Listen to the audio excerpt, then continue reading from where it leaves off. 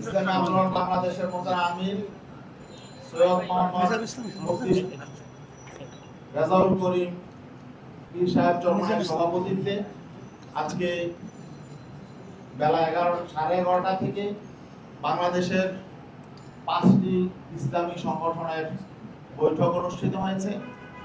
চলমান রাজনৈতিক বিষয় নিয়ে বিস্তারিত আলোচনা হয়েছে এবং বিশেষ করে আগামী নির্বাচন নিয়ে কিছু মৌলিক আলোচনা হয়েছে।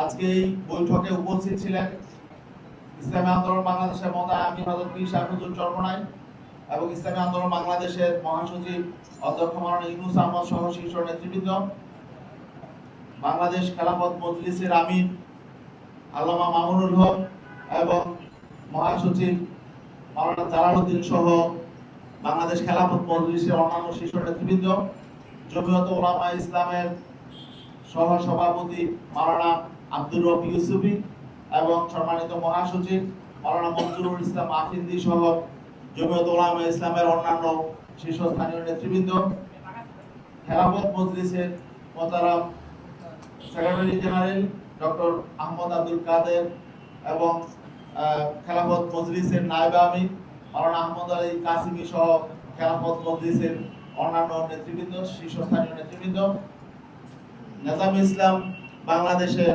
মোহতারাম সহ সভাপতি মাওলানা আব্দুল মাজেদ আতহারি এবং মহাসচিব মাওলানা মুসা বিন ইজহার সহ বাংলাদেশ নেজামুল ইসলাম পার্টির অন্যান্য শীর্ষস্থানীয় নেতৃবৃন্দ।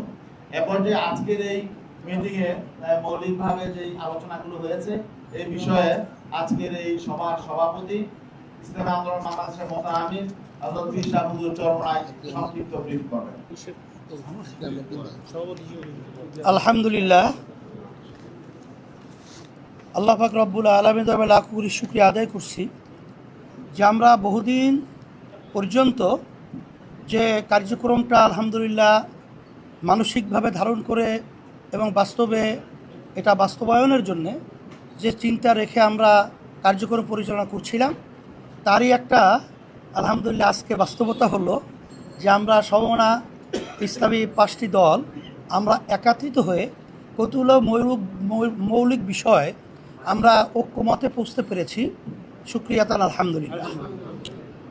তার ভিতরে একটা হলো যে আমাদের সামনে জাতীয় নির্বাচন, আমরা যেন ইসলামী দলগুলো একটা বাক্স পাঠাতে পারি এ বিষয় নিয়ে আমাদের আলোচনা আলহামদুলিল্লাহ অনেকটা এগিয়েছে এবং আমাদের অনেকের আন্তরিকতা মাশাআল্লাহ ওইভাবে প্রকাশ পেয়েছে, আলোচনায় আমরা সন্তুষ্ট।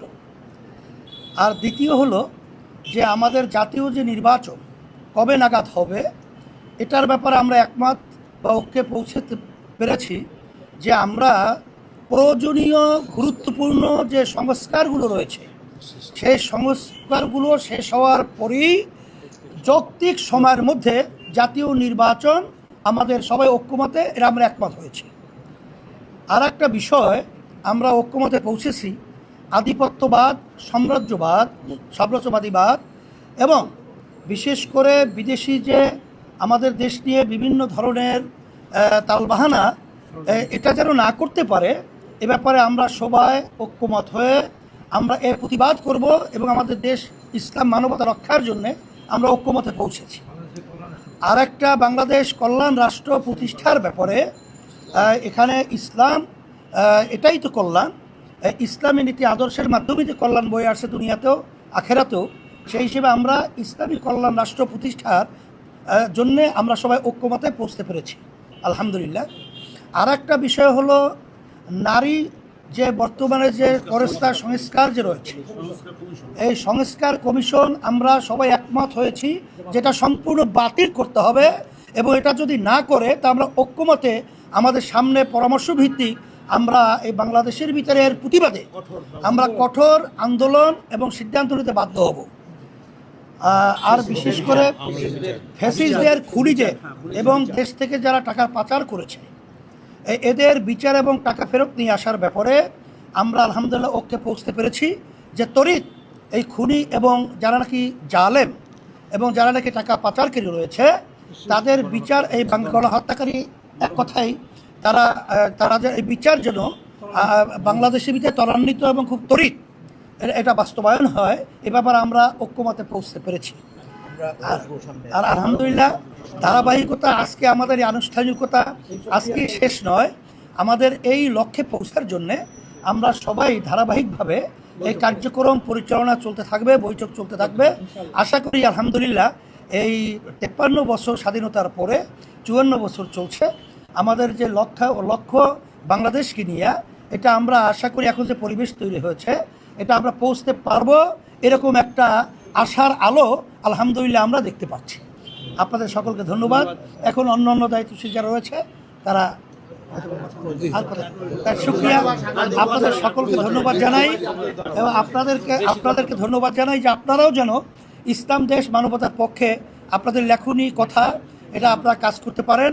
এই জন্য আমাদের পক্ষ থেকে সকলকে আমরা উদাত্ত আহ্বান এবং আমরা অনুরোধ করছি এবং আপনাদের ধন্যবাদ জানাচ্ছি।